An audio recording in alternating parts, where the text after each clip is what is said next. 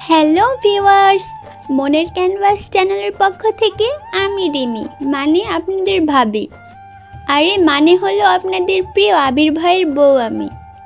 নতুন নতুন ভালোবাসার গল্প পেতে আমাদের চ্যানেলটি সাবস্ক্রাইব করে পাশে থাকা বেল আইকনটি ক্লিক করে রাখুন। ধন্যবাদ।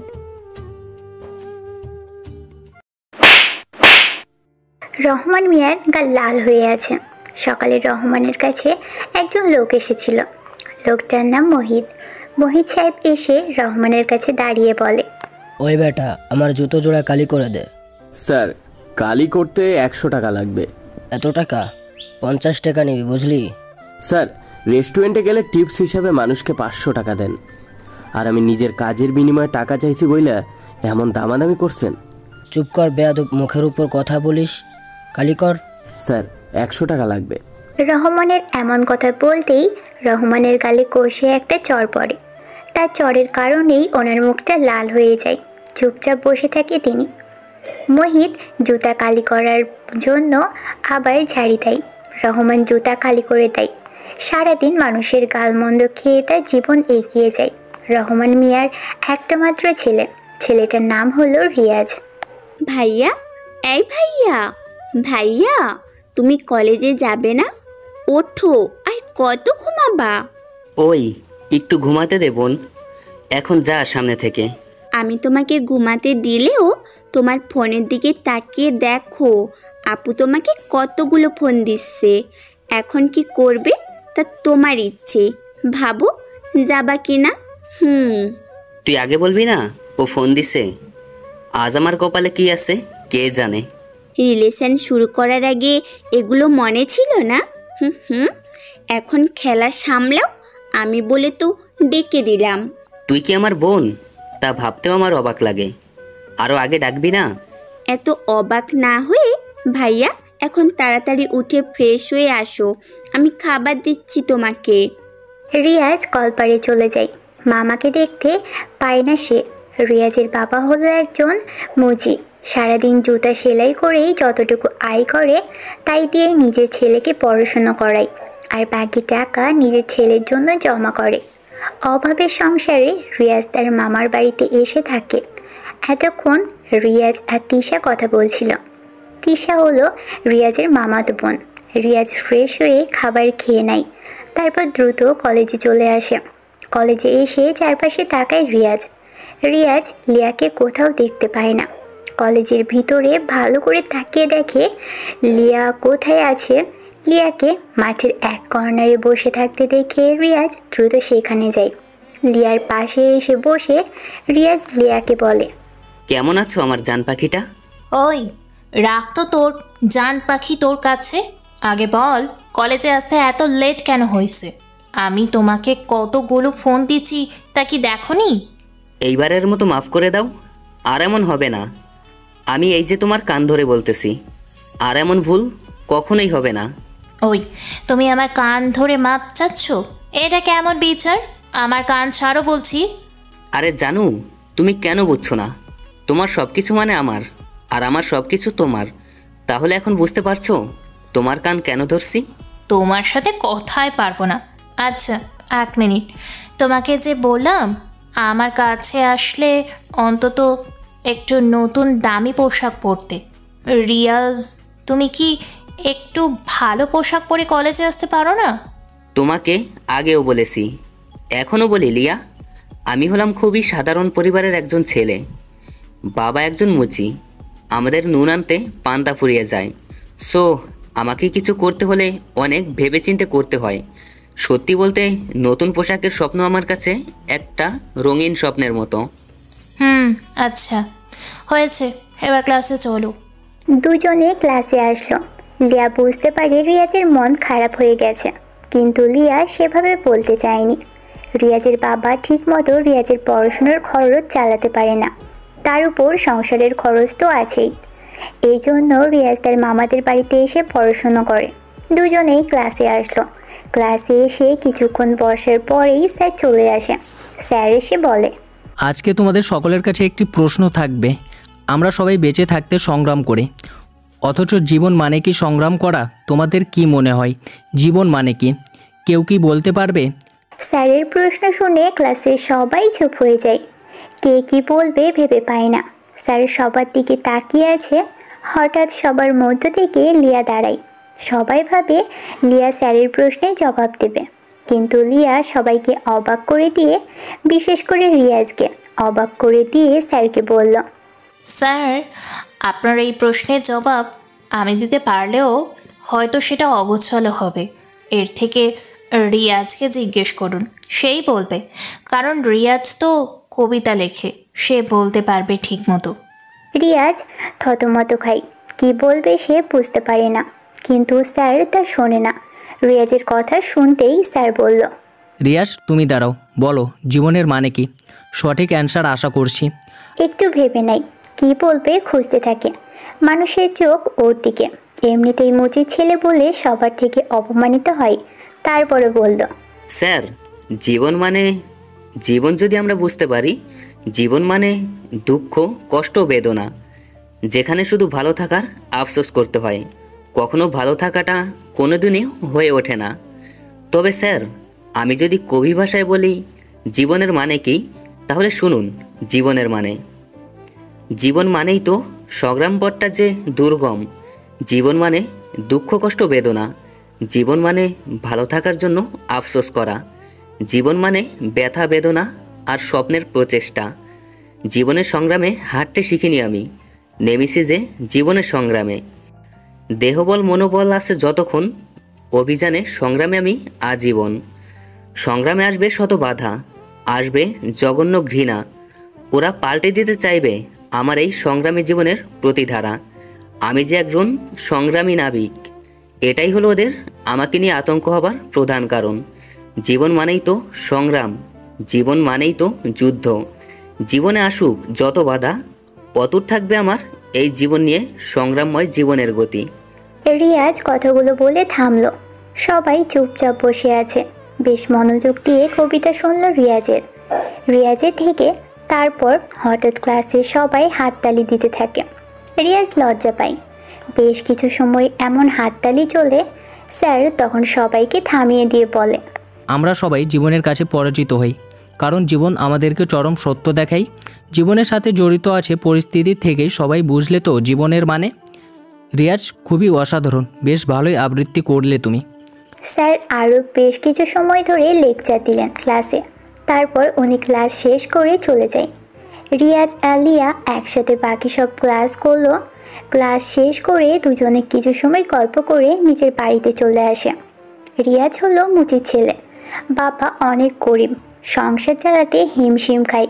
সেই জন্য ওর বাবা পড়াশোনার খরচ চালাতে পারলেও সংসার চালাতে পারে না। সেই জন্য রিয়াজ মামার বাড়িতে এসে থাকে। ওর অনেক ইচ্ছে করে নতুন দামি পোশাক পরে কলেজে আসতে, কিন্তু সেটা সম্ভব না। বাড়িতে আসে রিয়াজ। রাতে খাবার খেতে বসে ওর মামার সাথে। রিয়াজকে তার মামা বলে, রিয়াজ আমার বোন, তোমার বাবাকে ভালোবেসে বিয়ে করে চলে যায়। তোমার বাবা মুচি ছিল, এখনো আছে। তোমাকে পড়াশোনা করা, ভালোভাবে পড়াশোনা করো, যদি কিছু করো। হ্যাঁ মামা, ইচ্ছা আছে, বিজনেস করব। মামা আর কিছু বলে না। সবাই খাবার খেতে যে যার রুমে চলে যায়। রিয়াজ একটু পড়াশোনা করে রিয়াকে কল দেয়। দুজনে বেশ কিছু সময় কথা বলে ঘুমিয়ে পড়ে। রোজ সকালে মামাতো বোন তিশা এসে রিয়াজকে ডেকে দেয়। আজকেও ডেকে দিয়েছে।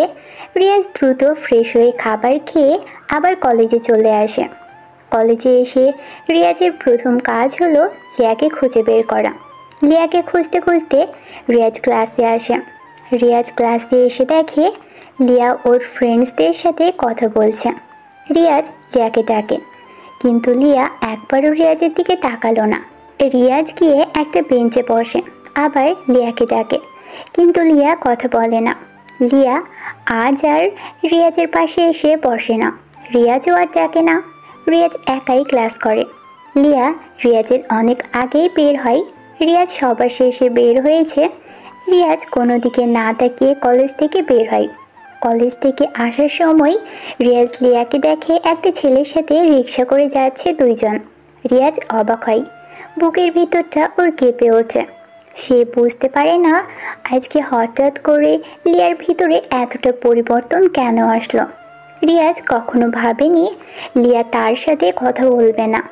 রিয়াজ লিয়া চলে যাওয়ার দিকে তাকিয়ে আছে। তখন পিছন থেকে রিয়াজের ক্লাস ফ্রেন্ড রাজ বলল, বিজয়, ওইদিকে তাকিয়ে লাভ নেই। জানিস তো, এই বর্তমান সময়ে যার টাকা নেই তার কাছে কেউ নেই, যার কাছে টাকা আছে তার কাছে সব আছে। আজ আমরা গরিব বলে অনেক কিছু সহ্য করতে হচ্ছে। তার মানে? তুই যখন আমাদের ভার্সিটিতে ভর্তি হয়েছিস তখন থেকে তোকে বলেছি যে লিয়া হলো বড়লোক বাবুর দুলালি। ওদের মতো ধনীদের কাছে আমাদের গরিব মানুষের ভালোবাসার কোনো মূল্যই নেই বন্ধু। লিয়া এমন মেয়ে না রাস, ও খুব ভালো একটি মেয়ে। তবে আজ হঠাৎ ওর কী হলো তা বুঝে উঠতে পারলাম না। বিকেলে ফোন দিয়ে জানবো ও এমন কেন করলো। আচ্ছা দেখ কি করবি। রিয়াজ আর কিছু বলল না। সে রাজের সাথে কথা বলা শেষ করে বাসায় চলে আসে। সময় পেরিয়ে রাত হয়। রাতে বই পড়া শেষ করে রিয়াজ লিয়াকে ফোন দেয়, কিন্তু রিয়াজ যতবারই ফোন দেয় লিয়াকে, ঠিক ততবারই ওর ফোন ওয়েটিং বলে। মানে রিয়াজ কল করলে লিয়ার ফোন ওয়েটিং থাকে। রিয়াজের বুকটা কেমন কেঁপে ওঠে। এর কারণ যে কি রিয়াজকে বুঝতে পারে না। রাতটা ছুঁই ছুঁই। রিয়াজ লিয়াকে আবার কল দেয়। 2 বার ফোন দেওয়ার পরে লিয়া ফোন রিসিভ করলো। ওই, তোমার কি বিবেক বলতে কিছু নেই? এত রাতে কেউ কাউকে ফোন দেয়?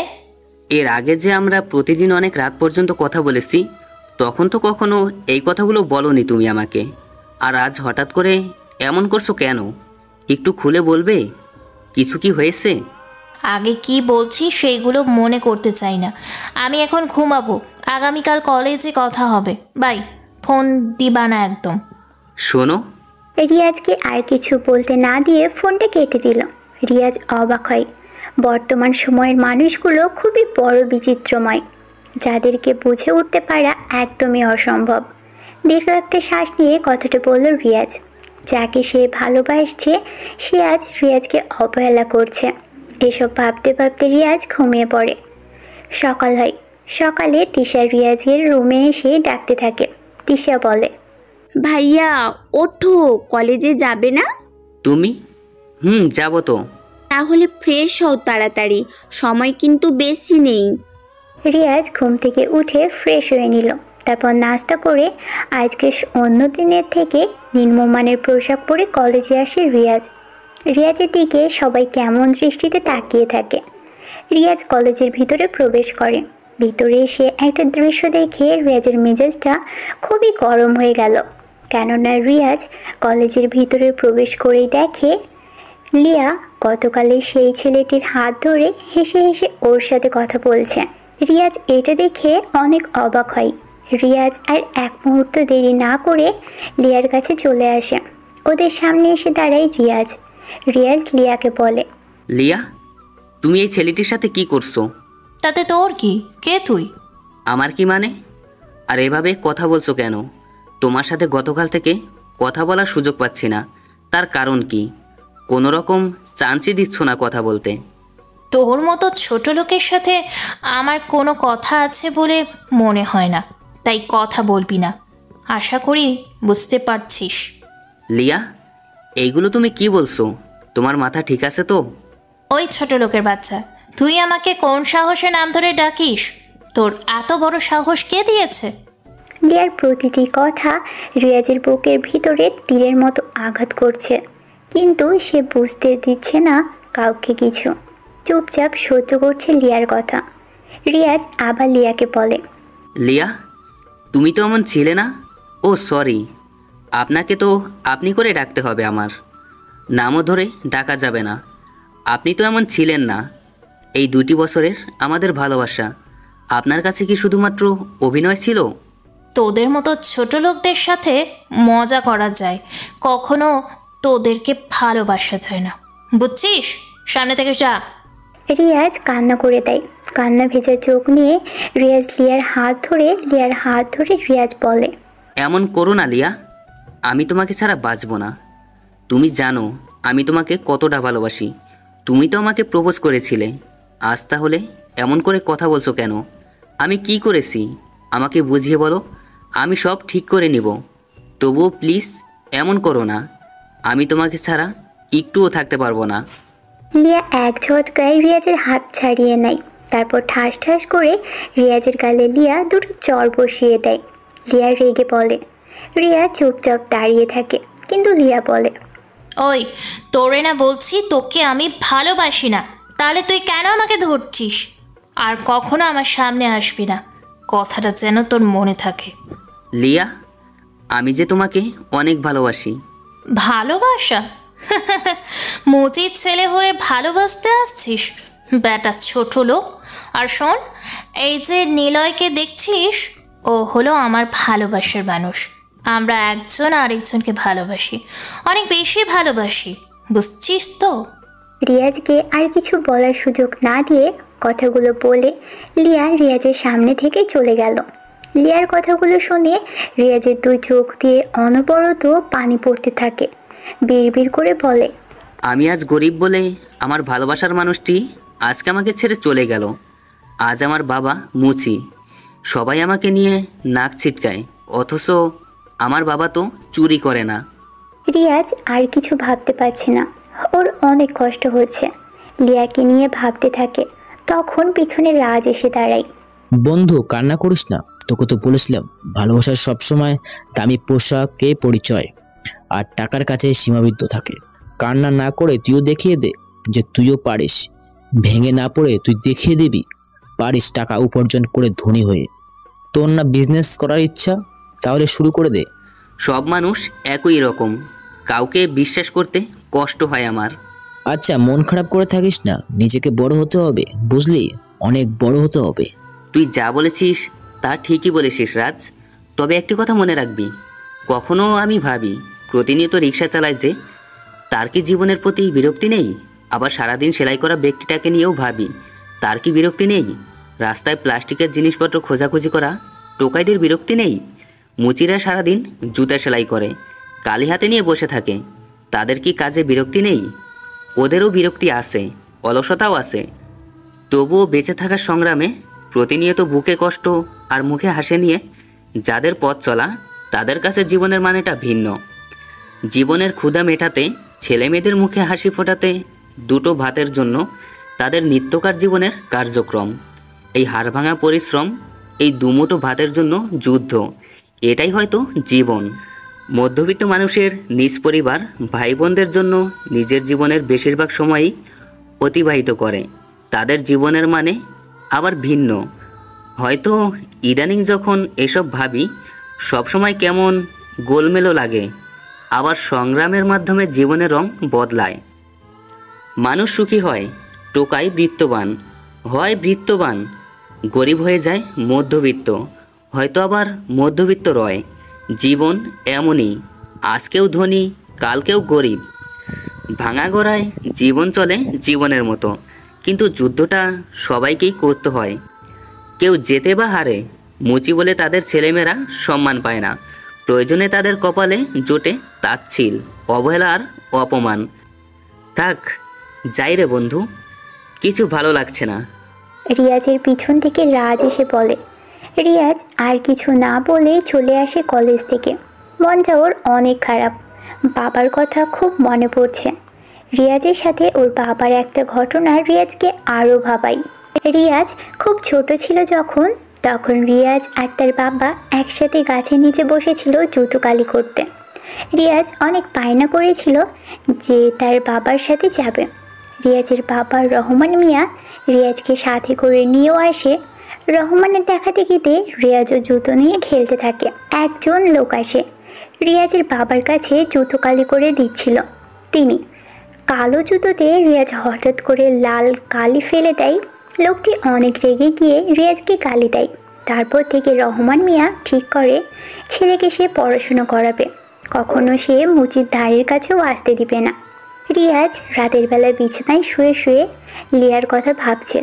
কতই না যে সুন্দর ছিল লিয়ার সাথে কাটানোর আগের দিনগুলো। লিয়ার সাথে রিয়াজ চেয়েছিল খুনসুটির মাধ্যমে কাটিয়ে দিতে বাকি জীবন, কিন্তু সেটা আর হয়ে উঠল না। সব কিছু শেষ হয়ে গেল। শেষ হওয়ার পিছনে কারণ টাকার জন্য আজকে লিয়া তাকে ছেড়ে চলে গেছে। এই জন্যই মনীষীরা বলেছেন, টাকার গন্ধ সবাইকে করে দেয় অন্ধ।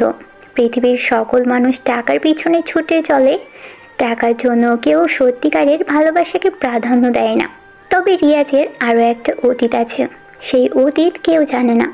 হ্যাঁ, এটা সত্য যে রিয়াজের বাবা মুচি ছিল, কিন্তু সেই অতীত ছাড়া একটা অতীত রিয়াজকে ঘিরেই রয়েছে। রিয়াজ পড়াশুনো করে অনেক ভালোভাবেই নিজেকে আর লিয়ার সাথে মেশাবে না। রিয়াজ পরের দিন কলেজে আসে। রিয়াজকে দেখে রাজ দ্রুত রিয়াজের কাছে আসে। রিয়াজ বসেছিল শহীদ মিনারের সিঁড়িতে। রাজ এসে রিয়াজকে বলল, কিরে এখানে বসে আছিস যে? তোর লিয়াকে দেখলাম নিলয়ের সাথে বাইকে করে কোথাও যেন গেল। ও সরি, লিয়া না, এখন তো সে নিলয়। বন্ধু সমস্যা নেই। শোন, আমি এই ভার্সিটি ছেড়ে চলে যাচ্ছি, এই এলাকা ছেড়ে চলে যাচ্ছি, আর কখনো এখানে ফিরবো না। এই শহরের প্রতিটা রাস্তায় লিয়াকে ঘিরে আমার স্মৃতি জড়িয়ে আছে, যা আমাকে অনেক কষ্ট দিচ্ছে। তা কি করবি ভাবছিস?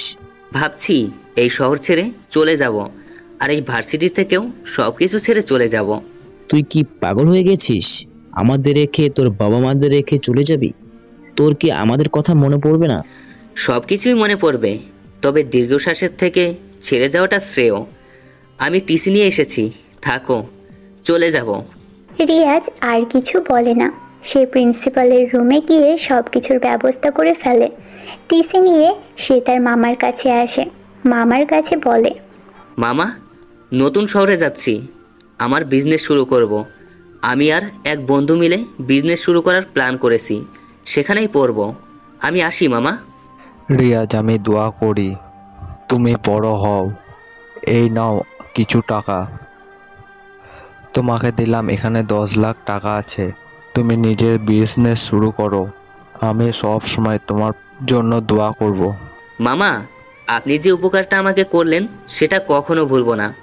রিয়াজ তার মামাকে জড়িয়ে ধরে টাকাগুলো নিয়ে পাড়ি জমায় নতুন শহরের উদ্দেশ্যে। তারপর কেটে যায় 5 বছর।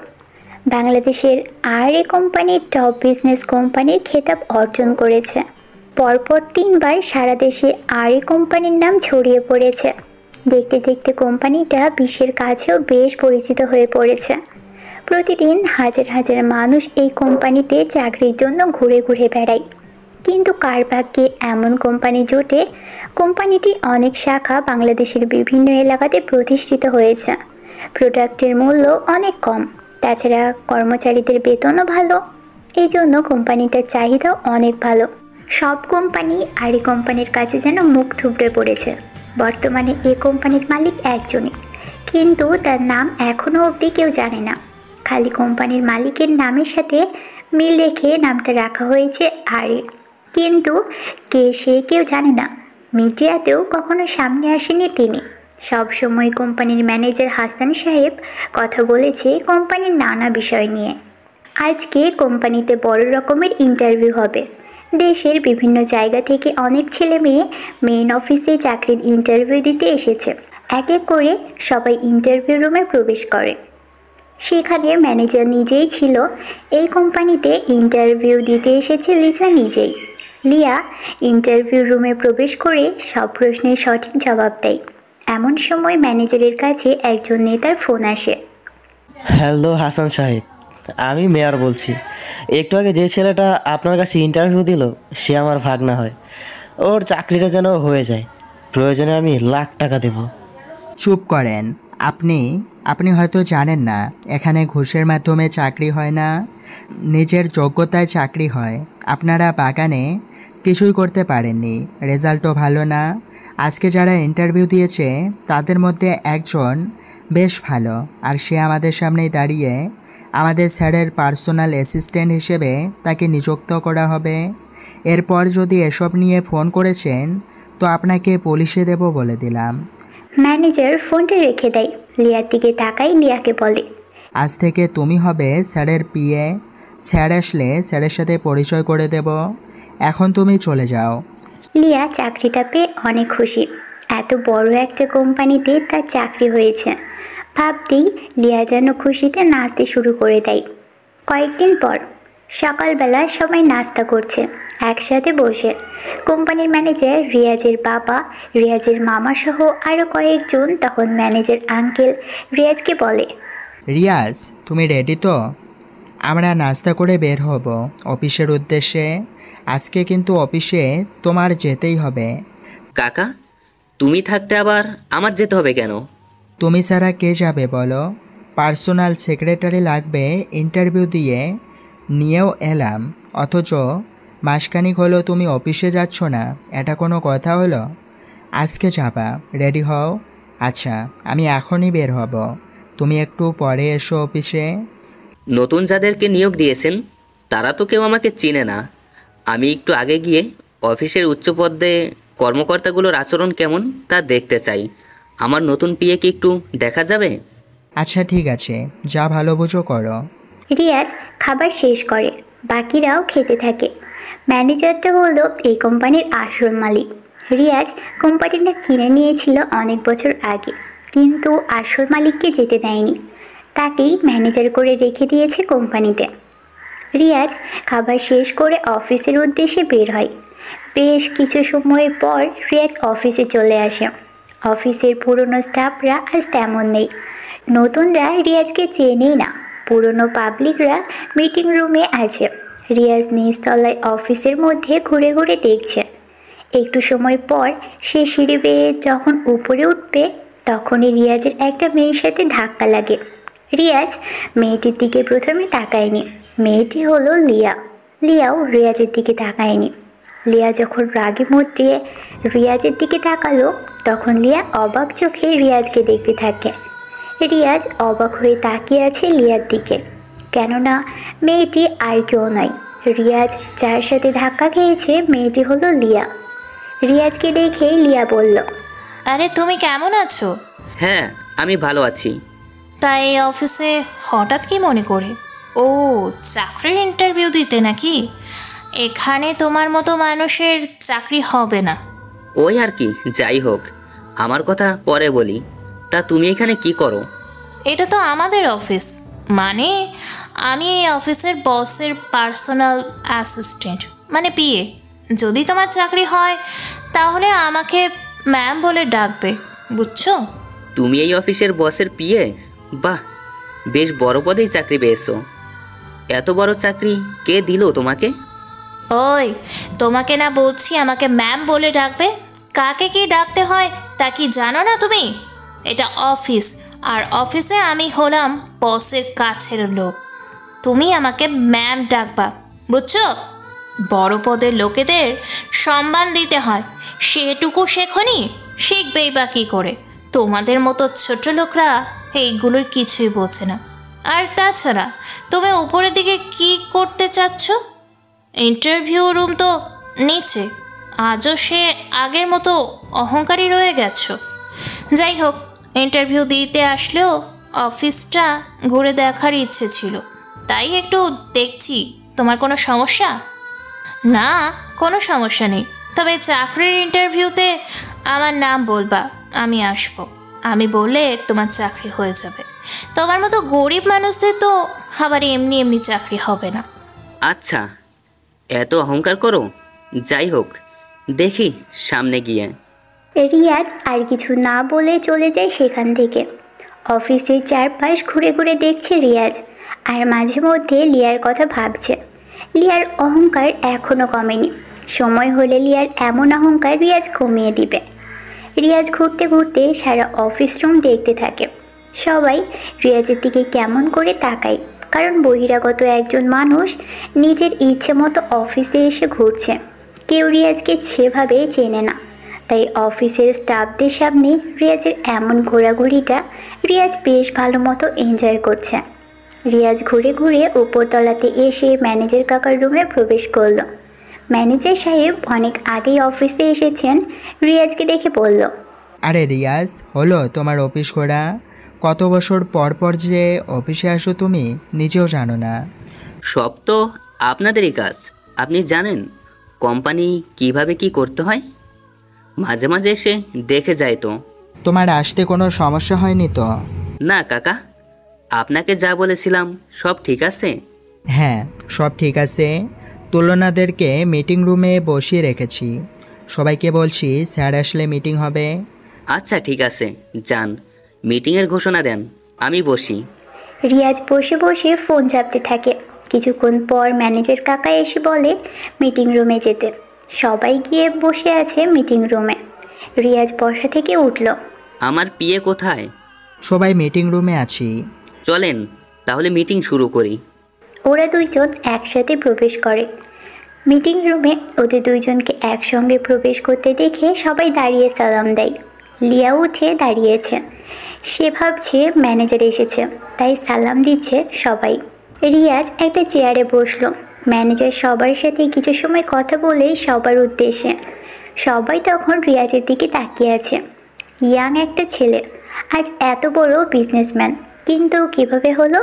বিশেষ করে লিয়া তো আরও বেশি অবাক হয়, কারণ যে ছেলেটা নিজেকে মুজির ছেলে হিসেবে পরিচয় দিত, সেই ছেলেটা আজ কিনা টপ বিজনেসম্যান। কিন্তু কিভাবে সম্ভব? ম্যানেজার আরও বলে, রিয়াজ হলো এই গ্রুপের একমাত্র মালিক। রিয়াজ খুব কষ্ট করে আজ এ পর্যন্ত এসেছে, নিজেকে প্রমাণ করেছে সে কারোর থেকে কম নয়, সে আমাদের গর্ব। রিয়াজের মাধ্যমে আমরা আজ এখানে আসতে পেরেছি। সবাই রিয়াজের জন্য একটা হাততালি দাও। ম্যানেজার সাহেবের কথা মতো সবাই হাততালি দিয়ে স্বাগত জানালো রিয়াজকে। একে একে অনেকেই রিয়াজের কাছে এসে সালাম দিয়ে ফুল এগিয়ে দেয়। সবার দেখা দেখিতে লিয়া আসে। রিয়াজদের দিকে তাকিয়ে অবাকের সহিত মুচকি হাসি দিয়ে শুভেচ্ছা নেয়। ম্যানেজার বলে, রিয়াজ তেমন অফিসে না আসলেও সব সময় কোম্পানির সবার কাছে প্রতি নজর রেখেছে। সে আপনাদের উদ্দেশ্যে কিছু বলতে চায়। টেবিল মাইক্রোফোন অন করলো রিয়াজ। গায়ে দামি পোশাক, স্টাইলটাও যেন একদম হিরোদের মতো। রিয়াজ সবার দিকে তাকিয়ে মুচকি হাসলো, তারপর বলল, আমার এত দূরে আসার পেছনে একজনের অবদান অনেক বেশি। সে কে জানতে চান? আজ থাক, সময় হলে আপনারা নিজেরাই জানতে পারবেন। রিয়াজ কথাগুলো শেষ করে লিয়ার দিকে তাকায়। লিয়া মাথা নিচু করে দাঁড়িয়ে আছে।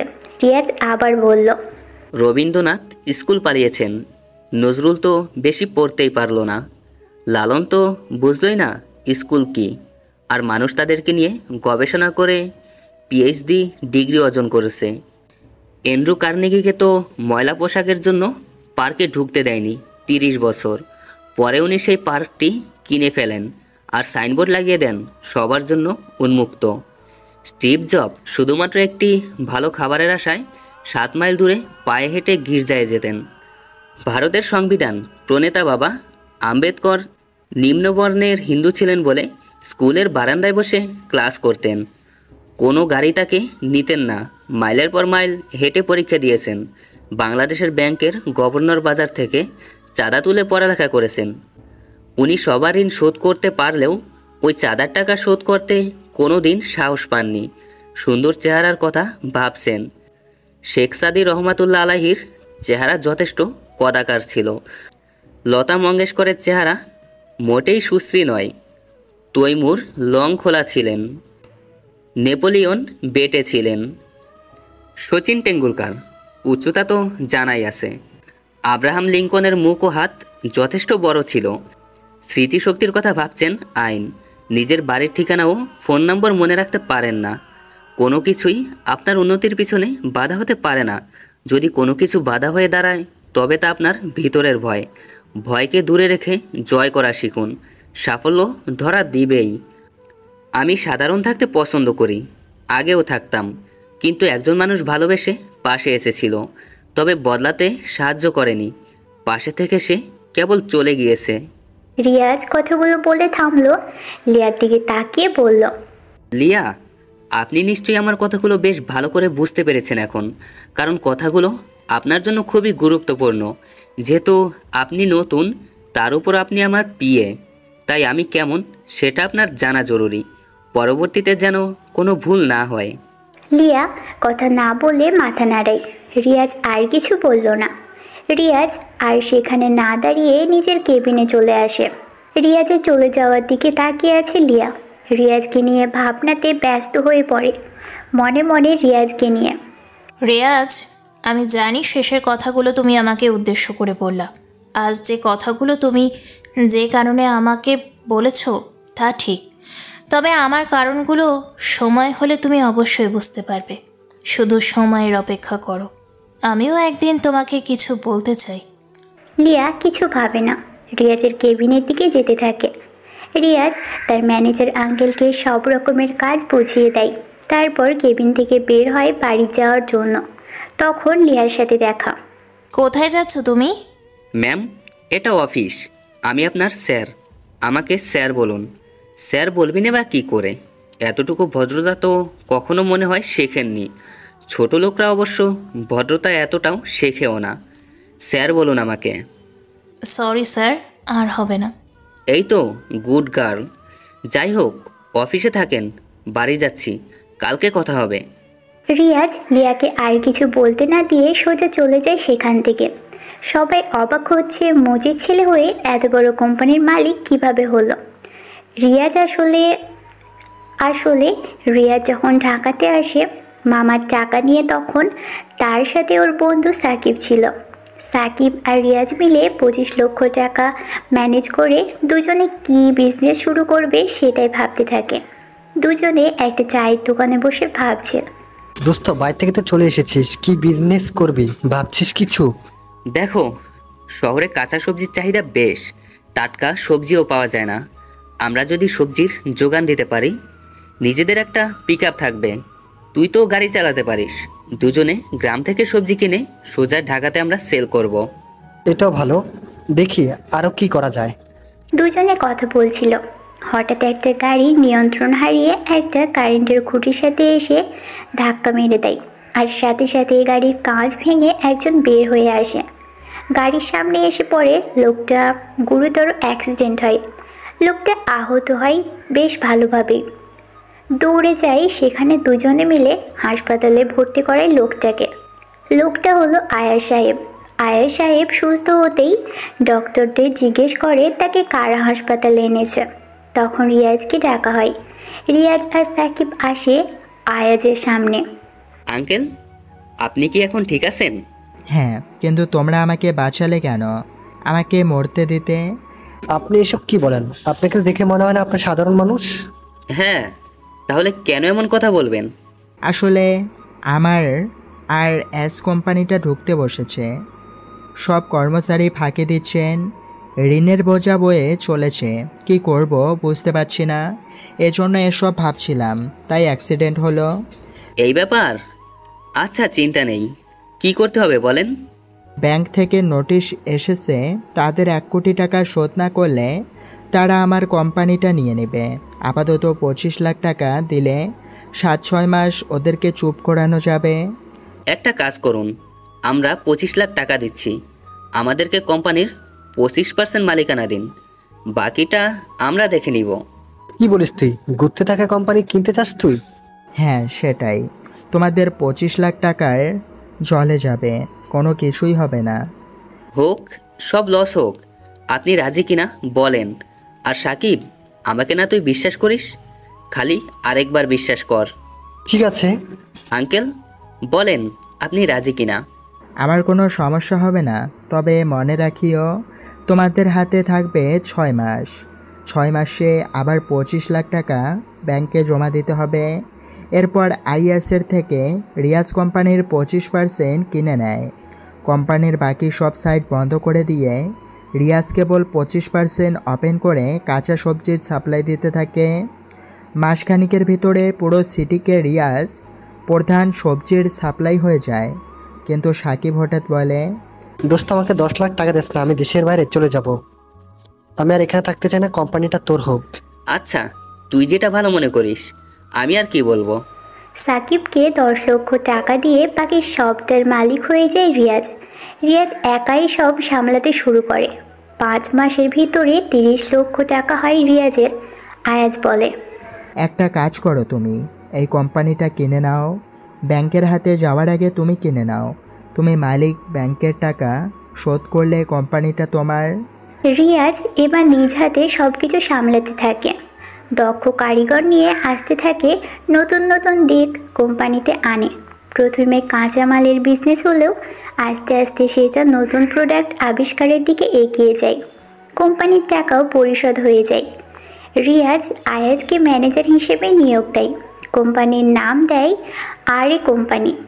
সব প্রোডাক্ট বাজারে যে দামে সবাই ছাড়ে, রিয়াজ সেই প্রোডাক্ট 10 টাকা কম দিয়ে ছেড়ে দেয়, যার কারণে রিয়াজের কোম্পানির প্রোডাক্ট বাজারে চাহিদা বেশ ভালো। দামে কম হলেও মানের দিক থেকে সেরা হয়। আস্তে আস্তে বাকি কোম্পানিগুলো রিয়াজের সাথে পেরে উঠতে পারে না, রিয়াজের কাছে বিক্রি করতে হয়। এভাবে রিয়াজ অনেক বছর পর টপ বিজনেসম্যান হয়। পরের দিন রিয়াজ অফিসে আসে। অফিসে এসেই নিজের কেবিনে প্রবেশ করে চেয়ারে বসতেই রিয়াজ লিয়াকে ডাক দিল। লিয়াকে পিয়ন এসেই ডাক দেয়। লিয়া দরজা খুলে দাঁড়িয়ে থেকে বলে, ভেতরে আসতে পারি স্যার? আসুন। আমাকে ডেকেছেন স্যার? হ্যাঁ, আপনি অফিসের পিয়নকে বলবেন আপনার সিট আমার রুমে নিয়ে আসতে। এখন আর আপনি ভালো করে শুনে রাখুন, আমার অফিসে জব করতে হলে টাইম টু টাইম অফিসে আসতে হবে। আপনি যদি দেরি করে আসেন তাহলে আপনার বেতন থেকে টাকা কেটে ফেলা হবে। এখন আমার জন্য 1 কাপ কফি নিয়ে আসুন, যান। লিয়া মাথা নাড়িয়ে রুম থেকে চলে গেল। লিয়া এখন রিয়াজের কাছে সাধারণ একজন মানুষ, মানে বেতনভুক্ত কর্মচারী। তবে রিয়াজ আজও ভেবে পায় না যে মেয়ে রিয়াজের সব কিছু জানার পর প্রপোজ করে ভালোবাসে। হঠাৎ করে লিয়া কেন তাকে ছেড়ে গিয়েছিল? মজির ছেলে বলে ভার্সিটির সবাই যখন অপমান করত রিয়াজকে, তখনই লিয়া পাশে এসে দাঁড়াতো, রিয়াজকে টেনে নিত বুকে। তাহলে সেই রিয়াজকে ছেড়ে লিয়া কেন চলে গেল? লিয়া রিয়াজের সাথে কেন অমন করেছিল সেটা রিয়াজকে জানতে হবে। আর লিয়ার তো এতদিনে বিয়ে হয়ে যাওয়ার কথা, ওর তো নিলয় ছিল, তাহলে সে এখানে আসলো কেমন করে, বা এখানে চাকরিটাই নিল কেন? এসব কিছুই বুঝতে পারছে না রিয়াজ। আমার হৃদয় একটি যন্ত্রণা, তুই আমার হলি না। কি দোষ ছিল আমার? তোকে ভালোবেসেছি নিজের চাইতেও বেশি। সেটা কি ছিল বড় কারণ? তুই আমার মনটা কখনোই বুঝলি না লিয়া। এমনে তোর জন্য কতটা ভালোবাসা পুষে রেখেছিলাম, খোঁজও নিলি না আমার। মনটা বুঝলে আজ তুমি আমার মনের রাজ্যের রানী হয়ে থাকতে, কিন্তু তুমি আমাকে ছেড়ে গিয়েছিলে, আমাকে অপমান করেছিলে। আজকে তুমি আমার পাশে থাকতে পারতে, কিন্তু তুমি যেন কত দূরে। রিয়াজ কথাগুলো ভাবতে থাকে লিয়াকে নিয়ে। লিয়া আবার দরজার কাছে এসে দাঁড়ায়। দরজা খুলে লিয়া বলে, স্যার আপনার চা রেডি, ভেতরে আসবো? হ্যাঁ। লিয়া এসে রিয়াজের দিকে চায়ের কাপ বাড়িয়ে দেয়। রিয়াজ চায়ের ফু দিয়ে যখনই মুখে দিল তখনই ছ্যাঁদ করে উঠে বলে, এই চা মানুষে খায়? 1 কাপ চা বানাতে পারো না? পারো কি? পারো কি খালি মানুষকে নিজের অহংকার দেখাতে? এই চা এখন তুমি খাও, এই নাও। সরি স্যার, নতুন চা বানিয়ে নিয়ে আসি, এবার ভালো হবে। শ্যাট আপ, এটা চা কোম্পানি না যে বারবার চায়ের পিছনে সময় দিবেন। আর তাছাড়া আপনাকে কি আমি বলেছি আমার জন্য চা বানিয়ে আনতে? এখন এই চা আপনি আমার সামনে চেয়ারে বসে খাবেন, যেহেতু খারাপ চা বানিয়েছেন, সো আপনি এই চা খাবেন। খাচ্ছি স্যার। লিয়া চেয়ারে বসে রাগী লোকে তাকায় রিয়াজের দিকে। রিয়াজ মুখ টিপে হাসছে।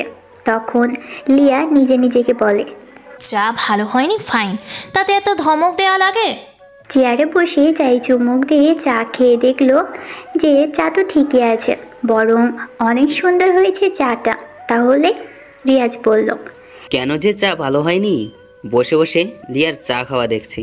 লিয়া ভয়ে নিয়ে একদম বাচ্চাদের মতো চা খাচ্ছে। রিয়াজ নিজে বুদ্ধি খাটিয়ে লিয়াকে নিজের বানানো চা খাওয়ালো। কারণ লিয়াকে দেখে রিয়াজের মনে হয়েছে লিয়া অনেক ক্লান্ত, নার্ভাস। চা খেলে ক্লান্তি ভাবটা অনেক কমে যাবে, তাই লিয়াকে নিজে চা খাওয়ালো। রিয়াজ লিয়া চা শেষ হতেই ঝাড়ি দিয়ে বলল, এই এটা আপনার বাড়ি পেয়েছেন? চা খেতে এত সময় লাগলে কাজ করবেন কিভাবে? আপনার চা খাওয়া শেষ হলে এখন আমার সাথে চলুন। ঢং দেখলে মনে হয় কোন রাজকুমারী, যত সব। চলুন। লিয়া রিয়াজের থেকে ঝাড়ি খেয়ে বিষম খেল ফ্রিতে। দ্রুত রিয়াজের সাথে বের হতে থাকে লিয়া। রিয়াজ লিয়াকে নিয়ে মার্কেটে চলে আসে। মার্কেটটা রিয়াজের শপিং মলের মালিক রিয়াজ নিজেই। এখানে এসে লিয়া বলে, আমরা এখানে কেন আসলাম স্যার, জানতে পারি? আমাদের এখানে আসার কারণ হলো আমি কিছু পোশাক কিনতে চাই। তাছাড়া আমার সামনে কেউ অল্প দামি পোশাক পরুক, এটা আমি চাই না। জানেন, পোশাকের জন্যই আমাকে আমার প্রিয় মানুষটা ছেড়ে চলে গিয়েছিল। আগামীকাল আপনি ভালো পোশাক পরে অফিসে আসবেন। আমরা একটি জায়গায় যাব পোশাকগুলো নিয়ে। যে পোশাকগুলো এখন কিনবো সেগুলো সেখানে লাগবে। Okay sir. লিয়া লজ্জা পায়, কারণ সুযোগ পেলেই তাকে আগের কথাগুলো শুনিয়ে দিচ্ছে রিয়াজ। চুপচাপ মাথা নিচু করে সেসব শুনতে থাকে লিয়া। রিয়াজ এবং লিয়া দুজনে পছন্দ করে কিছু পোশাক কিনল। শপিং শেষ করে দুজনে একটা ভালো রেস্টুরেন্টের ভিতরে প্রবেশ করে দামি দামি খাবার অর্ডার করে দুজনেই খাবার খেয়ে রেস্টুরেন্ট থেকে খাবার খেয়ে লিয়াকে নিয়ে বের হয়। সারাদিন শপিং মল রেস্টুরেন্ট থেকে অফিসের সময় পার হয়। তাই লিয়াকে রিয়াজ তার বাসায় যেতে বলে, আর রিয়াজও বাসায় চলে আসে। বাসায় আসার পর মা বলে, এতগুলো মার্কেট কার জন্য করছো বাবা? আমি আগামীকাল সকালে মামার বাসায় যাব। গ্রামে আমার বন্ধুকে দেখতে হবে। মামা মামি এবং রাজের পরিবারের জন্য কিছু কিনেছি। রাজ আমার খুবই কাছের বন্ধু, কিন্তু ওরা তো খুব গরিব। আমার খারাপ সময়ে যে পাশে ছিল। আমি যখন ঢাকা আসব তখন রাজকেও নিয়ে আসব। আমাদের অফিসে এনে ওকে ভালো একটি চাকরি দেব, যাতে করে ওদের পরিবারে আর কোনো অভাব না হয়। মা ছেলের এমন আচরণে খুশি হয়। পরের দিন রিয়াজ গাড়ি করে শপিং ব্যাগগুলো চাকরদের দিয়ে গাড়িতে ঢুকাই রিয়াজ খাবার খেয়ে গাড়ি নিয়ে বের হলো। সকালবেলা গাড়ি নিয়ে বাসা থেকে বের হয়ে লিয়াকে ফোন করে রিয়াজ। হ্যালো, কে? মানে আপনার কাকে লাগবে বলেন? স্যার। আপনি এখনো ঘুমাচ্ছেন? আপনাকে কি বলেছিলাম কালকে, মনে নেই? স্যার। আপনার বেতন না 50,000 টাকা? 5,000 কাটলাম মনে নেই বলে, আর 5,000 কাটলাম দেরি করে ঘুম থেকে ওঠার জন্যে। গ্রামে যাব, রেডি হয়ে 10 মিনিটের মধ্যে আপনি আপনার বাসার সামনের রাস্তায় এসে দাঁড়াবেন। যদি দেরি করেন তাহলে এবার পুরো বেতনটাই কাটা যাবে, বলে দিলাম। আচ্ছা। 10 মিনিটের ভিতরে রিয়াজ লিয়ার বাড়ির সামনে এসে দাঁড়ালো। রিয়াকে দৌড়ে আসতে দেখে লিয়া গাড়ির কাছে কয়েক সেকেন্ড পর লিয়া এসে হাঁপাতে থাকে। রিয়াজ লিয়াকে বলে, লিয়া, আপনি গাড়িতে উঠে বসেন জলদি, আপনার বেতন বেঁচে গিয়েছে। রিয়াজের কথা শুনে লিয়া গাড়ির কাছে আসে। লিয়া গাড়ির দরজা খুলে পিছনের সিটে বসতে চাই, তখনই রিয়াজ বলে, ওই মেয়ে, আমাকে কি আপনার ড্রাইভার মনে হয়? আপনি আমার সাথে সামনের সিটে বসেন। ভাব দেখে মনে হয় আমি ওর গাড়ির ড্রাইভার। আসেন সামনে। রিয়াজের ঝাড় খেয়ে চুপ হয়ে গেল, মনে মনে বলে, ভাবখানা দেখে মনে হয় বিশ্ব কিনে রেখে দিয়েছে। কি ভাগ্যে যে চান্দুর অ্যাসিস্ট্যান্ট হলাম। লিয়া রিয়াজের পাশের সামনে সিটে গিয়ে বসলো। রিয়াজ গাড়ি নিয়ে বের হয়, গ্রামের উদ্দেশ্যে রওনা দিল। লিয়া বলল, আমরা কোথায় যাব স্যার? আমার জিএফের সাথে দেখা করতে, সে গ্রামে থাকে। কথা শুনে লিয়া যেন নিজের কানকে বিশ্বাস করে না। রিয়াজেরও কি গার্লফ্রেন্ড থাকে? লিয়া রিয়াজকে ভালোবাসতো জীবনের শুরুতে, তবে কিছু সত্য ছিল যা রিয়াজ জানে না, কিছু রহস্য ছিল যা রিয়াজের অজানা ছিল। লিয়া মনে মনে বলে, আমার আগের সেই রিয়াজ আর আজকের রিয়াজের ভেতর অনেক পার্থক্য। তাকে আমি কি সত্যিটা বলে দিব? ওর এখন সত্যিটা যদি না বলি, তবে ও যদি অন্য কারোর হয়ে যায়, সেটা কখনো আমি মেনে নিতে পারবো না। কারণ আমি রিয়াজকে আমি আমার জীবনের চেয়েও বেশি ভালোবাসি। কথাগুলো লিয়া মনে মনে বলে, তবে রিয়াজকে এসব বলার সাহস পায় না। চুপচাপ বসে আছে লিয়া, চেয়ারে হেলান দিয়ে শুয়ে থাকে। কিছু সময় পর ঘুমিয়ে পড়ে। লিয়ার কাঁধটা বাঁকা হয়ে রিয়াজের কাঁধের উপর গিয়ে লিয়ার মাথা রাখে, অর্থাৎ রিয়াজের কাঁধে মাথা রেখে লিয়া ঘুমিয়ে পড়ে। রিয়াজ কিছু বলল না। লিয়ার মাথাটা আরও ভালোভাবে যেন রাখতে পারে, সেজন্য রিয়াজ নিজের কাঁধটা আরও ভালো মতো পেতে দেয়। আজ লিয়াকে রিয়াজ অনেক বছর পরে এমনভাবে কাছে পেল। লিয়াকে দেখতে থাকে রিয়াজ, কল্পনাতে লিয়াকে নিয়ে, ভাবনাতে ডুবে রিয়াজ। রিয়াজের মন চাইছে লিয়াকে একটু ছুঁয়ে দেখতে, কিন্তু সেই অধিকার যে এখন আর নেই। সেই সাহসটাও রিয়াজের এখন নেই। সব কিছু অনেক বছর আগেই নষ্ট হয়ে গেছে। হতে পারে লিয়া এখন অন্য কারোর, তার থেকে বড় রিয়াজ গাড়ি চালাতে মনোযোগ দেয়। রিয়াজ গাড়ি চালাচ্ছে আর লিয়াকে কিছুক্ষণ পর পর দেখতে থাকে। এভাবেই বেশ কিছু সময় পার হয়ে যায়। লম্বা ঘুম দেয় লিয়া। কিছু সময় পর তারা গ্রামে প্রবেশ করে। রিয়াজ সোজা গাড়ি নিয়ে এসে রাজের বাসার সামনে পার্ক করে। লিয়া তখনও ঘুমে। গাড়ির দরজা খোলার আগেই রিয়াজ লিয়াকে ডাক দেয়। লিয়া, ওই লিয়া, ওঠো তাড়াতাড়ি। এত ঘুমাও কেন? সারা রাত কার বাগানের আম চুরি করতে গিয়েছিলে? লিয়া রিয়াজের ডাক শুনে চমকে ওঠে। ভয়ে রিয়াজের দিকে তাকিয়ে থাকে। রিয়াজ গাড়ি থেকে নামে। লিয়া ঘুম থেকে উঠে ভালো করে গাড়ি এই জানালার দিকে তাকিয়ে দেখে যে তারা গ্রামে চলে আসছে এবং এটা রাজের বাসাতে এসেছে। গাড়ি থেকে বের হতেই রিয়াজকে প্রশ্ন করলো, এটা কার বাড়ি? ও বুঝেছি, এই হলো আপনার জিএফের বাসা, তাই না? আমার কিউট গার্ল। রিয়াজ মুচকি হাসে। রিয়াও কিছু বলে না। রিয়াজ ফোন বের করে রাজকে ফোন দেয়। রাজ রিসিভ করতেই রিয়াজ রাজকে তার বাসার সামনে আসতে বলে। কয়েক সেকেন্ড পরেই রাজ দ্রুত বাড়ির সামনে এসে দাঁড়ালো। আশেপাশে তাকাতেই দেখে রিয়াজ দাঁড়িয়ে আছে দামি গাড়ির সামনে। রাজ রিয়াজকে দেখে দৌড়ে আসে কাছে। রিয়াজকে সে জড়িয়ে ধরে। কিরে, তুই এত বছর পর মনে পড়লো আমাদের কথা? কেমন আছিস? বাপরে, একসাথে এত প্রশ্ন, একটু দম নে। রাজ কিছু বলতে যাবে, তবে তার আগে হঠাৎ করে রাজের চোখ যায় লিয়ার দিকে। রাজ তখনই লিয়াকে বলে, এ কি লিয়া, তুমি ওর সাথে? কেমন আছো তুমি? আলহামদুলিল্লাহ ভালো, তুমি কেমন আছো? বিজয়কে দেখে ভালোই আছি। বাইরে কেন? বাড়ির ভিতরে যেতে হবে তো। এভাবে বাইরে দাঁড়িয়ে থাকবে নাকি? বিজয়, চল ভিতরে। রাজ ওদের বাসার ভিতরে নিয়ে চলে আসে। রিয়াজের হাব ভাব দেখে রাজ বুঝতে পারছে আসলে রিয়াজ অনেক বড় লোক হয়ে গেছে। তাছাড়া রিয়াজ রাজকে মাঝে মাঝে কল করতো, সবটা বলতো রাজকে। রাজ রিয়াজকে বলে, বিজয়, আমি গরিব মানুষ, তুই তো আমাদের বাসায় আসবি সেটা কখনো কল্পনাও করিনি। তোর মতো বন্ধু না হয়ে রে রোজ খালি খবর নিতাম, বাট আসার কথা সাহস পেতাম না। থাক, তোর ঢং তুই নিজের কাছে রাখ, না হলে কিন্তু চলে যাব বলে দিলাম। সরি বন্ধু, দুপুরে কি খাবি বল? পুকুরে মাছ আছে, সেটাই হোক আজকে। হারামি, জিজ্ঞাসা করবি কেন? যা আছে সেটাই দিবি। দুজনেই কথা বলতে বলতে ওরা আজ মাছ ধরে আনে পুকুর থেকে। দুপুরে সবাই মিলে খাবার খায়। রাজেরা আগের মতো আর নেই। রাজের বাবার ছোটোখাটো একটা দোকানের বিজনেস ছিল, মোটামুটি ভালোই আর্ন হতো সেখান থেকে। দুপুরে খাবার শেষ করে রিয়াজ রাজ বসে আছে পুকুর পাড়ে গাছের নিচে। রিয়াজ রাজকে বলে, আচ্ছা রাজ, তোদের যে একটা ব্যবসা ছিল তা কেমন করে এমন লস হলো? মানে এখন নেই কেন? কি হয়েছিল? কিছু নেতার জন্য আজ আমাদের এই অবস্থা। আমাদের এখানের অবস্থা খুবই খারাপ, তা তুই তো দেখতেই পারছিস। বড় একটা দোকান ছিল বাজারের মধ্যে, ভালোভাবে চলছিল সব কিছু, কিন্তু নেতাগুলো ছেলেপুলেরা জন্য ব্যবসায় টিকে রাখা সম্ভব হয়নি রে। কেন, কি করতো তারা? প্রতি মাসে ব্যবসার থেকে 2 কোটি টাকা নিত রোজ ওরা। সেজন্য আর বিজনেসটাও করে শক্তি পেতাম না। ও আচ্ছা, যাই হোক, লিয়া আমার গাড়ির পিছনে কিছু প্যাকেটগুলো আছে, তা সবগুলো নিয়ে এসো। ঠিক আছে স্যার। লিয়া চলে যায় সেখান থেকে। রাজের মুড অফ হয়ে গেছে। রিয়াজও কিছু বলছে না আর।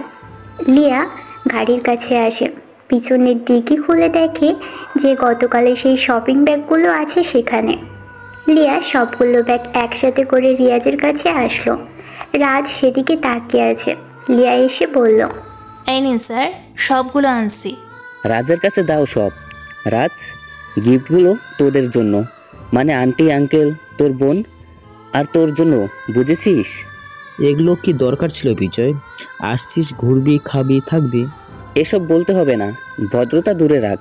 বন্ধু হই তোর আমি, তাই আমার খারাপ সময় তুই থাকবি, তোর খারাপ সময়ে আমি থাকবো, সিম্পল।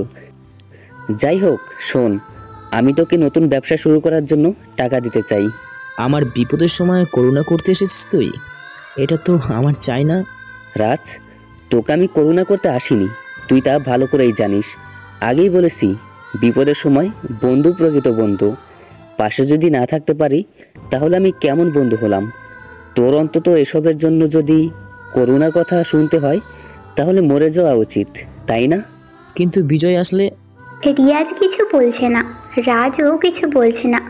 দুজনে চুপচাপ বসে থাকতে থেকে লিয়াও যেন ওদের কথাগুলো শুনতেই চুপচাপ দর্শকের মতো বসে আছে।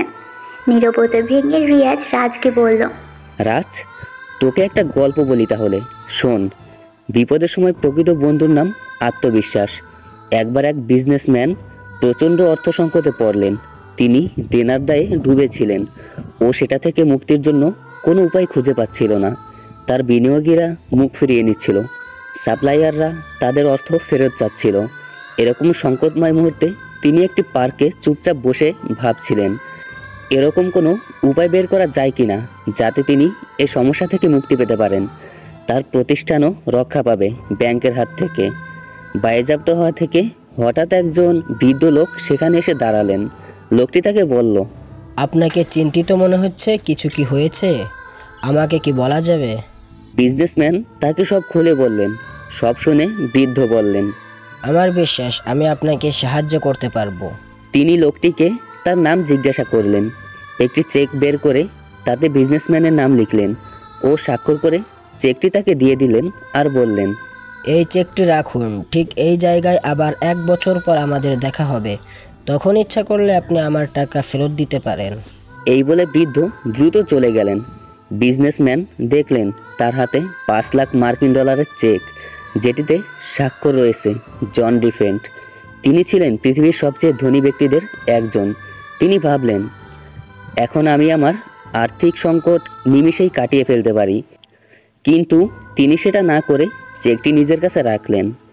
ভাবতে শুরু করলেন, চেক তো আমার কাছে আছেই, কিন্তু এটা ব্যবহার না করেই কি আমি এই বিপদ থেকে মুক্তির কোনো উপায় পেতে পারি? নতুন আশা, সাহস ও উদ্যম আর পরিকল্পনা নিয়ে তিনি আবারও কাজে ঝাঁপিয়ে পড়লেন।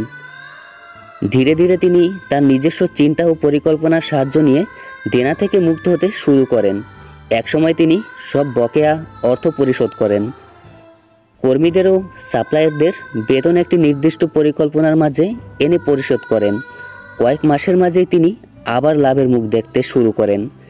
ঠিক 1 বছর পর তিনি সেই চেকটি নিয়ে সেই পার্কে বৃদ্ধকে খুঁজতে শুরু করেন ও দেখাও পেয়ে যান। তিনি তাকে নিজের সাফল্যের গল্প বলতে শুরু করেন। এরকম সময় একজন নার্স এসে বৃদ্ধকে টেনে নিয়ে যেতে থাকেন। নার্স বিজনেসম্যানকে বললেন, আপনি ওনার কথা কিছু মনে করবেন না। বার্ধক্যজনিত কারণে উনি কিছুটা এলোমেলো আচরণ করেন ও নিজেকে জন্ডিরোগ ফেলার বলে দাবি করেন। এই বলে নার্স বৃদ্ধকে নিয়ে চলে গেলেন। হতভম্ব হয়ে ব্যবসায়ী ভদ্রলোক দাঁড়িয়ে রইলেন। তিনি বুঝলেন তার সাফল্যের কারণ আসলে চেকটি নয়, বরং তার মাঝে পুনরায় জন্ম নেওয়া সাহস ও আত্মবিশ্বাস তাকে ঘুরিয়ে দাঁড়াতে সাহায্য করেছে। তাই আমি তোকে ওনার মতো হতে বলিনি। তুই আমার টাকাগুলো নিয়ে নতুন ব্যবসা শুরু করবি, পরে একসময় না হয় আমার টাকাগুলো ফেরত দিলি। করুণা নয়, বলতে পারিস ঋণ দিচ্ছি। একটি কথা ভালো করে মনে রাখবি, যে কথাটি আমি তোকে গল্পের শুরুতে বলেছিলাম, বিপদের সময় প্রকৃত বন্ধুর নাম আত্মবিশ্বাস। তুই গল্পটার লোকটির চিন্তা শক্তি নিয়ে একটু ভাব, তবে তুই সফলতা পাবি ইনশাল্লাহ। আর টাকাটা তো ঋণ নিলি, যখন নিজেকে প্রতিষ্ঠিত করবি আমাকে ফেরত দিবি। রিয়াজ আর কিছু বলল না। রাজও চুপচাপ বসে থাকে। রাজকে কিছু টাকা দেয়। রাজ সেই টাকার ব্যাগের দিকে তাকিয়ে থাকে।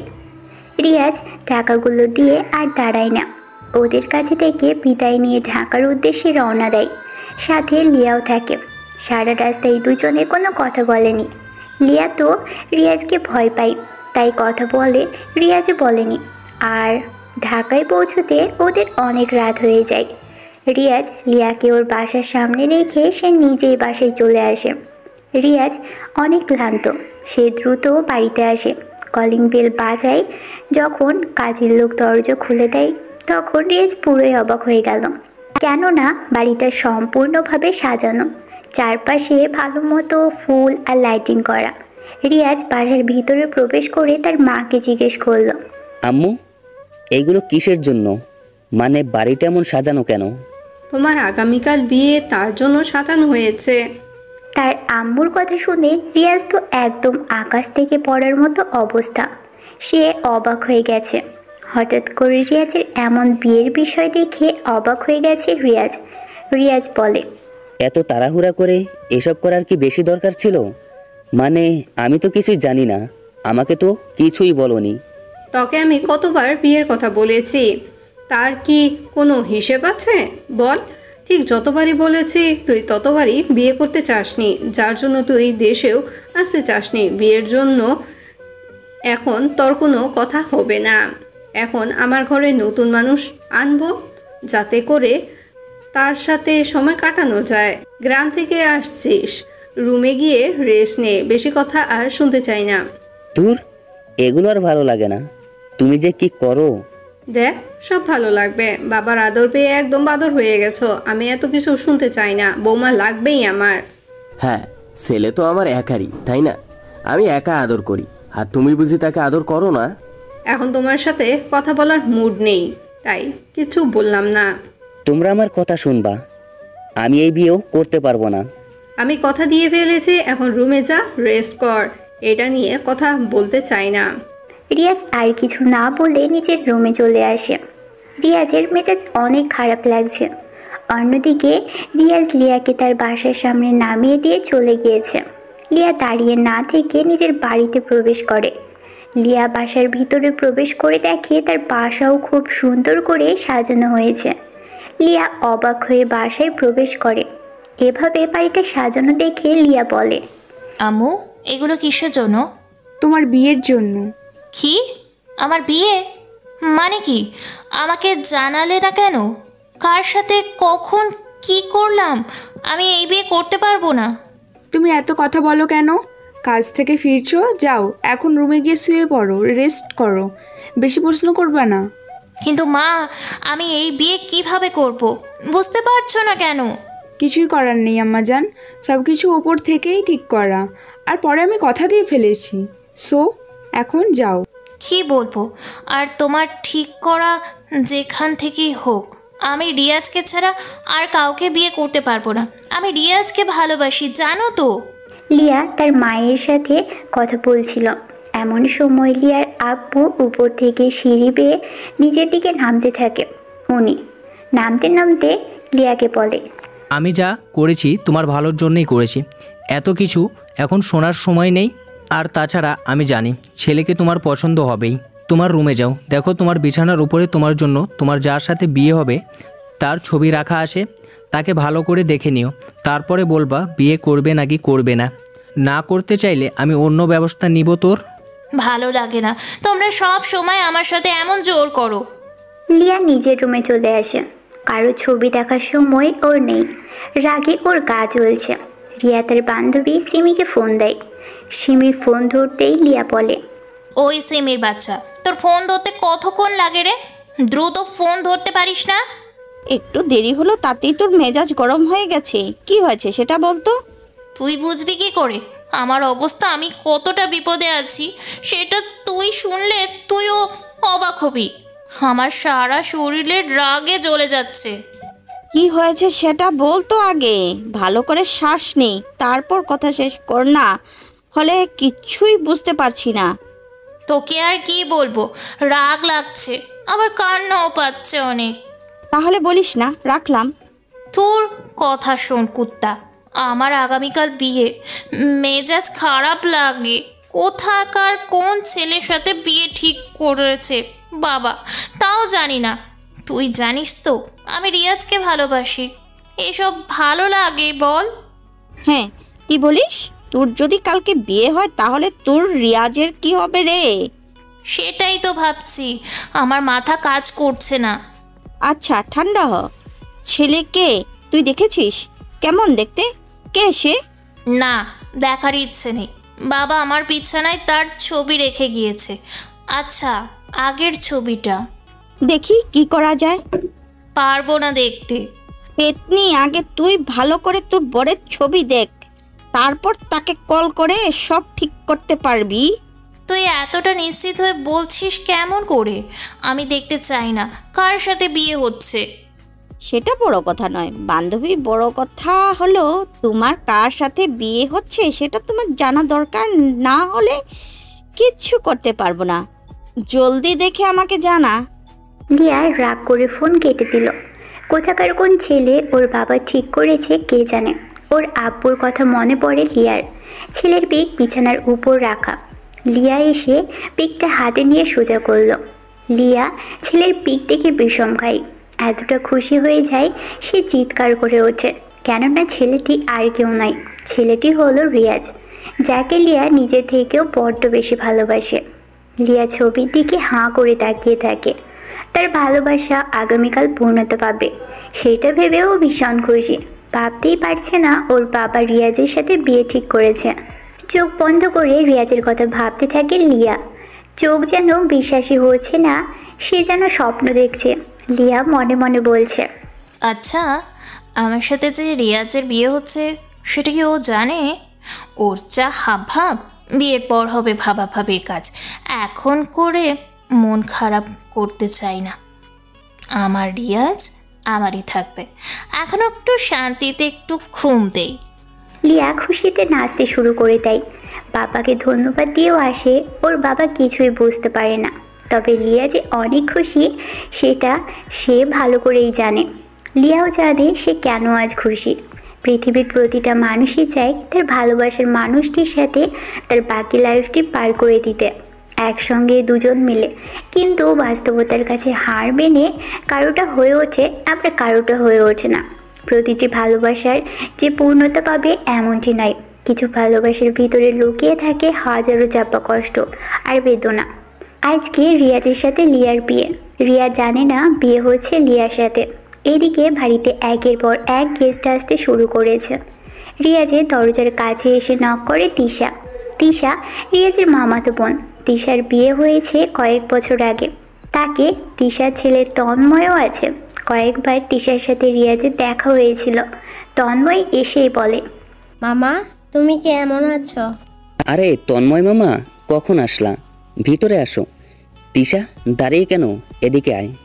ভাইয়া, তোমার কার সাথে বিয়ে হচ্ছে জানো? না রে, দেখিনি পিকচার। তুমি না লিয়া আপুকে অনেক ভালোবাসতা, তাহলে বিয়েটা করছো কেন? ভাবছি বাড়ি থেকে পালাবো, বাট হচ্ছে না। যাই হোক, সেসব তো আর ভাবতে হবে না। কখন আসছিস বল? এই তো আসছি কেবল। ভাইয়া জানো, লিয়া আপুর বিয়ে হয়নি এখনো। জানিস তুই? হ্যাঁ, তুমি যখন চলে আসছিলে তখন আপুর সাথে আমার দেখা হয়েছিল। আমি অনেক কথা শুনিয়েছিলাম, বলেছিলাম আমার ভাইয়া গরিব বলে কি তার জীবন নিয়ে খেললে তুমি? কি করেছিল ও তোমার সাথে? সে তো তোমাকে ভালোবাসতো অনেক, তাহলে কেন তুমি এমন করে চলে গিয়েছিলে বলো? রিয়াজ ভাইয়ের দোষটা কি ছিল? তোমাকে অনেক ভালোবাসতো বলে, নাকি সে মুচির ছেলে বলে চলে গিয়েছো? কোনটা? ভাইয়া, লিয়া আপু জানো সেদিন কোনো কথা বলেনি, বরং ও অনেক কান্না করেছিল। ওর চোখে আমি সেদিন তোমার প্রতি ভালোবাসা দেখেছি, বাট ও কেন এমন করেছিল সেটা আমি জানি না। তুই যা, পরে কথা হবে। রিয়াজের কথা শুনে তিশা চলে যায় রুম থেকে। তন্ময় তার মামার রুমেই থাকে। রিয়াজের মনে লিয়াকে নিয়ে ভাবনার প্রশান্ত সাগর বয়ে যায়। তারপর বিয়ের মুহূর্তে চলে আসে। রিয়াজ বাড়ি থেকে বের হতে পারে না। রিয়াজকে নিয়ে লিয়াদের বাড়ির সামনে আনা হয়। যখন লিয়াদের বাড়ির সামনে আনা হয়, রিয়াজ অবাক হয়ে গেল। এখানে কেন? ম্যানেজার আঙ্কেলকে জিজ্ঞেস করে রিয়াজ। আঙ্কেল, এটা তো লিয়ার বাড়ি, আমরা এখানে কি করছি? তা তো জানি বাবা, এখানে আসতে বলেছে তাই আসছি, চলো ভেতরে। কিন্তু রিয়াজ কিছু বুঝতে পারে না। তাকে ধরে সবাই লিয়াদের বাড়ির ভিতরে নিয়ে আসে। বর আসছে ভেবে অনেকেই আসে। রিয়াজের যেন তখন ঘোর লেগে আছে। বাড়ির ভিতরে এসে দেখে বাড়িটা বেশ সুন্দর করে সাজানো। রিয়াজকে একটি জায়গাতে বসানো হয়। কিছু সময় পর মেয়েকে নিয়ে আসা হলো। মেয়ের মাথায় লম্বা ঘোমটা টানা। রিয়াজ এখনো দেখেনি মেয়েকে, কিন্তু মেয়েটাই তো লিয়া নিজেই। লিয়া রিয়াজকে দেখছে। রিয়াজকে দেখতে পেয়ে লিয়া তো অনেক খুশি। সে কল্পনাতে রিয়াজকে পেয়েছে, সেটা বাস্তবে পেয়ে লিয়াকে যে কতটা খুশি হয়েছে সেটা লিয়া ভাষাতে বলে প্রকাশ করবে না। ঘোমটার নিচে লিয়া মুচকি মুচকি হাসছে। কাজী আসলো। সামনে সব কিছু ঠিকঠাক করে কাজীর বিয়ে পড়ানোর কাজ শুরু করে। রিয়াজের নাম বলার পর যখন কাজী লিয়ার নাম নেয় তখনই রিয়াজ চমকে ওঠে। ভাবতেই পারি না যেন সে লিয়াকেই বিয়ে করতে এসেছে। তার মানে লিয়ার সাথে রিয়াজের বিয়ে হতে যাচ্ছে। কাজী যখন লিয়াকে কবুল বলতে বলল তখন রিয়াজ বলল, আমি এ বিয়ে করব না। রিয়াজের এমন কথা শুনে সবাই চমকে ওঠে। লিয়ার সাথে সাথে মাথা থেকে ঘোমটা সরিয়ে রিয়াজের দিকে তাকিয়ে রইল। রিয়াজ সবার মুখের দিকে তাকায়। সবাই গম্ভীর আর প্রশ্নবোধক দৃষ্টি নিয়ে তাকিয়ে আছে রিয়াজের দিকে। রিয়াজ বলল, হ্যাঁ, আপনারা সবাই সঠিকটা শুনেছেন, আমি এ বিয়ে করতে পারবো না। কিন্তু কেন, কি সমস্যা তোর? সমস্যা তো আছেই, তার প্রমাণ আমি দিচ্ছি। এই যে মিস লিয়া, আপনি যে আমাকে বিয়ে করেছেন সেটা কি আপনি জানেন বা জানতেন? হ্যাঁ, কালকে এসে আপনার ছবি দেখেছি। ব্যাস এইটাই, মানে হলো লিয়া আমার টাকা আর পজিশন দেখে বিয়ে করতে চাইছে। রিয়াজের মুখ থেকে এমন কথা শুনে লিয়া সহ লিয়ার পরিবার অবাক হয়ে যায়। কি বলবে তারা কিছুই বুঝতে পারছে না। লিয়া তখন বলে, কি বলেন এসব আপনি? যা বলছেন ভেবে বলছেন? হ্যাঁ, ভেবেই বলছি।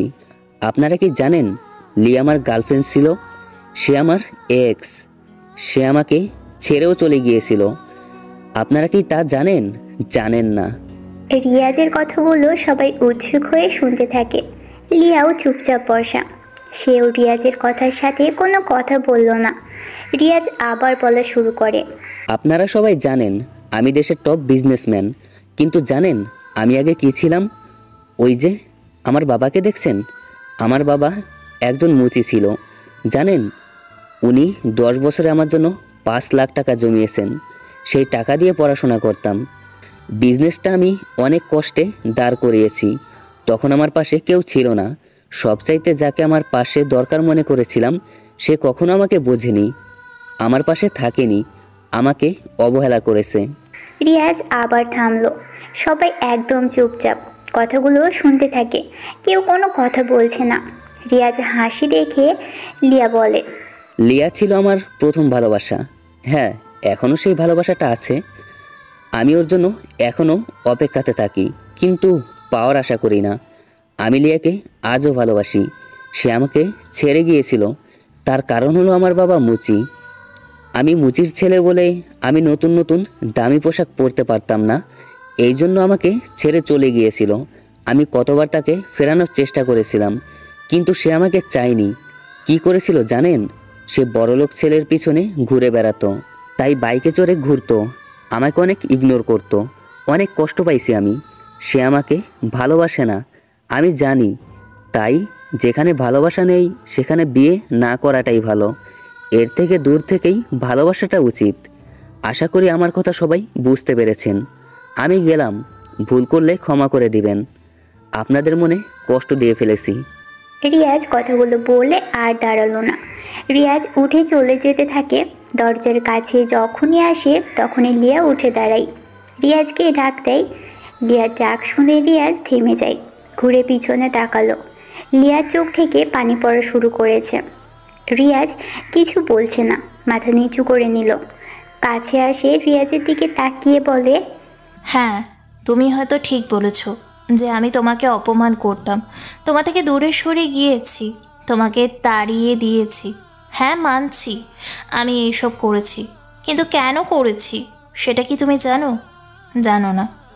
আজ বলাটা হয়তো জরুরি। ওই যে তোমার মামা আর বাবাকে দেখছো না, আমি জানি তুমি মুচির ছেলে ছিলে। আমারও ইচ্ছে হতো আমার বয়ফ্রেন্ড নতুন পোশাক পরে ভার্সিটিতে আসুক, সবাইকে আমি গর্ব করতে পারবো, কিন্তু সেটা তো আর হয়নি। সব মেনেই তো ভালোবাসছিলাম, কিন্তু ওই যে বললাম না তুমি মুচির ছেলে, একদিন ভার্সিটি থেকে আসছে তোমার মামা আর বাবা আমার কাছে আসে, ওনারা বলে, তুমি না লিয়া, রিয়াজ তোমাকেই ভালোবাসে তাই না? হ্যাঁ, কিন্তু আপনারা? আমি হলাম ওর বাবা, ও হলো মামা। দেখো মা, তুমি কি রিয়াজকে ভালোবাসো? যদি ভালোবাসো তাহলে আমার কথা শুনবে। আমার একটা অনুরোধ রইল, শুনবে তুমি প্লিজ? না করো না প্লিজ মা। জি আঙ্কেল, বলেন কি অনুরোধ? দেখো লিয়া, রিয়াজের একটা স্বপ্ন ছিল, এখনো আছে। আমাদের তাকে নিয়ে একটা স্বপ্ন আছে। আমরা চাচ্ছি না তুমি রিয়াজের সাথে মেশো। ও ভালো পড়াশোনা করুক। মানে শোনো না মা, রিয়াজ আর তুমি দুজনেই পড়াশোনা করো, কিন্তু দুজনের থেকে আলাদা হয়ে। আমি চাচ্ছি না দুজনের পড়াশোনা নষ্ট হোক। সে তোমার কথা ভেবে পড়াশোনা নষ্ট করেছে। তবে তুমি যদি আমার কথা শোনো, তবে তোমাকে আমি ঠিক সময়েই রিয়াদের সাথে বিয়ে দেব। এটা আমি ওয়াদা করছি। তোমার বাবার সাথে আমি কথা বলে নিচ্ছি। সত্যি? তাহলে আমি যদি না থাকি রিয়াজ ঠিকমতো নিজেকে প্রতিষ্ঠিত করতে পারবে? যদি পারে তাহলে আমি রিয়াজের ভালোর জন্য ওর থেকে সরে যাব। হ্যাঁ করবে, তুমি তোমার মতো থাকো, পরে আমরা তোমাদের 4 হাত এক করে দেব। সেই দিনের পর আমি রিয়াজকে ইচ্ছে করে ইগনোর করি, ইচ্ছে করে নতুন ছেলেকে নিয়ে ওর সামনে ঘুরে বেড়াতে থাকি, যাতে করে সে আমাকে ভুল বোঝে, দূরে সরে যেতে পারেন। আড়ালে কাঁদতাম আমি, অনেক কেঁদেছি আড়ালে মন খারাপ করে। আমার কাউকে সেটা দেখাতে পারিনি, কত কষ্ট হতো। তবে এটা ভেবে ভালো লাগতো যে রিয়াজ আমারই থাকবে, সে বড় হোক। দূর থেকেই আমি তাকে সাপোর্ট করেছি, সেটা তার পরিবার জানে। ধন্যবাদ এমন মূল্য দেওয়ার জন্য। স্যার, আমি আপনার অফিসে আর চাকরি করব না, ভালো থাকবেন। এখন তো আপনি বড় লোক হয়ে গেছেন, আর কি। দৌড়ে সেখান থেকে চলে যায়। রিয়াজ তার ভুল বুঝতে পারে। লিয়াকে তো সে আগে থেকেই ভালোবাসে। সবাই রিয়াজের কাছে আসে, রিয়াজকে বলে সব ঠিক করে নিতে। রিয়াজ তো অনেক খুশি, লিয়াকে তাকে এখনও ভালোবাসে। এটা রিয়াজ ভাবতেই পারছে না। দৌড়ে রিয়াজও চলে আসে সেখানে থেকে লিয়াকে খুঁজতে ছাদে চলে আসে। ছাদে এসে দেখে লিয়া এক কোণায় দাঁড়িয়ে কাঁদছে। রিয়াজ গিয়ে লিয়াকে জড়িয়ে ধরে। কি ব্যাপার, আপনি আমাকে জড়িয়ে ধরলেন কেন? সরেন বলছি এখান থেকে। আমার বউকে আমি জড়িয়ে ধরবো? আমি কারোর বউ না, চলে যাব। ছাড়েন আমাকে। নো, ছাড়বো না। শোনো, তুমি আমাকে কষ্ট দিছো, আমিও একটু দিলাম, বাট আমি তোমাকে এখনো ভালোবাসি গো। সরি, আর হবে না এমন। তুমি অনেক খারাপ, আমাকে রেখে চলে যাচ্ছিলে। মনে হয়েছিল তুমি ডাকবে। আসো জান, কাছে আসো, আদর করি। হ্যাঁ, এখনো আমাদের বিয়ে হয়নি, বিয়েটা কি করবেন না স্যার? হ্যাঁ চলো, নিচে সবাই অপেক্ষা করছে। আমি যে তোমাকে অনেক ভালোবাসি জান। আমিও ভালোবাসি। তারপর সেখান থেকে তারা দুজন চলে আসে নিচে। তারপর ওদের বিয়েটা ধুমধাম করে হয় এবং সুখে শান্তিতে বসবাস করতে থাকে।